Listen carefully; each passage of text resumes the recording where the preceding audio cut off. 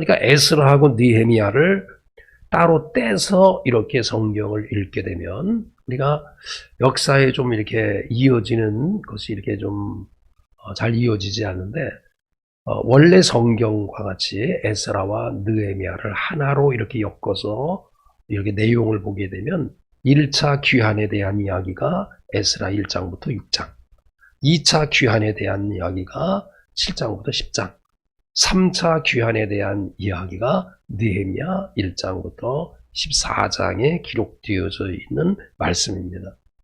그렇다고 하면 오늘 본문에 있는 말씀은 그 어디에 위치해 있냐면 2차로 귀환할 때 아닥사스다 왕이 그 7년 되었었던 주전 458년에 아닥사스다 왕의 허락을 받고 또 그의 지지를 받아가지고 그 에스라라고 하는 인물을 예루살렘 이스라엘로 보내게 됩니다.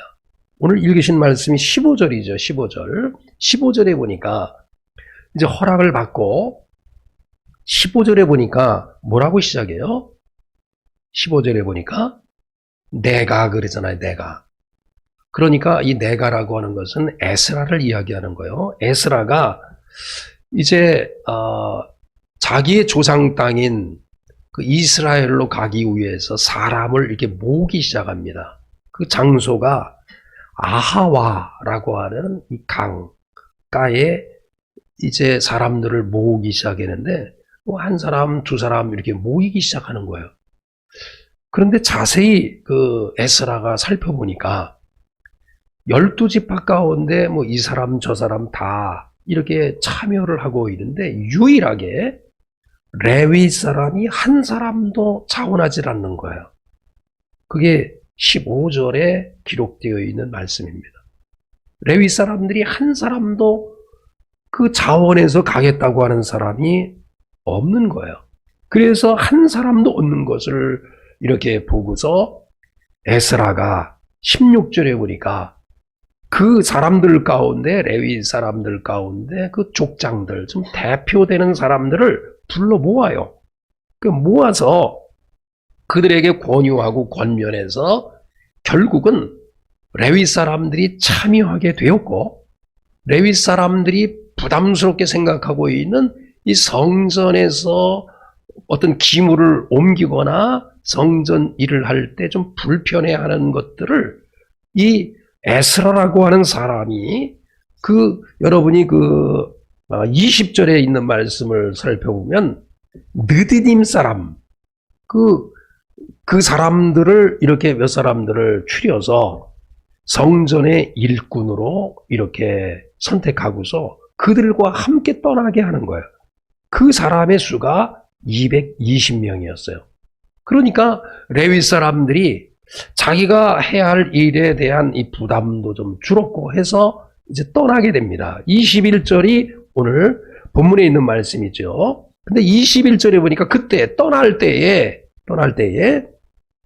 그 내가, 다시 말하면 에스라가 아하와 강가에서 금식을 선포하고서 그 하나님 앞에 기도를 드리는데 기도하는 이유가 있어요. 그 이유가 뭐냐면 21절의 표현에 의하면 우리와 우리 어린 아이와 모든 소유, 아닥사스다 왕이 준 여러 가지의 금, 은, 그리고 여러 가지의 성전의 기물들을 가지고 가려고 하니까 앞으로 간다고 하는 것이 이게 평탄하지 않는 거예요. 그래서 우리들이 가는 길, 어린아이와 이렇게 물질을 가지고 가는 이 길이 평탄케 하옵소서 그러면서 하나님 앞에 간구하고 기도하는 모습을 볼 수 있어요.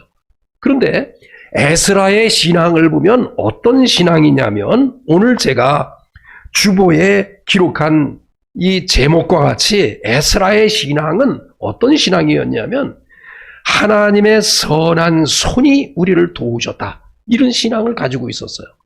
여러분이 15절부터 20절에 있는 말씀의 내용은 전적으로 레위 사람들이 자원하지 않았을 때에 에스라의 리더십과 에스라의 어떤 이 그 지도력을 통해서 그 사람들을 권유해서 그 사람들을 참여케 했고 그 사람들이 갈 수 있도록 그가 그렇게 노력을 한 거예요. 그런데 여러분이 18절에 보면 에스라가 어떤 고백을 하냐면 자기가 분명히 자기의 능력을 발휘해서 상담과 여러 가지 리더십을 통해서 레위 백성들을 참여하게 했음에도 불구하고 18절에 에스라는 이런 고백을 해요. 우리 하나님의 선한 손에 도우심을 입음으로 인해서 이들이 참여하게 됐다고. 여러분, 이게 쉬운 일인가요? 분명히 에스라가 권면해서 에스라의 지도력을 통해서 회심했고 그들이 가게 되었는데 에스라는 어떤 신앙을 가지고 있냐면 비록 자기가 하긴 했었지만 하나님의 선한 손에 도우심이 있어서 그들이 가게 되었다라고 그렇게 고백을 해요.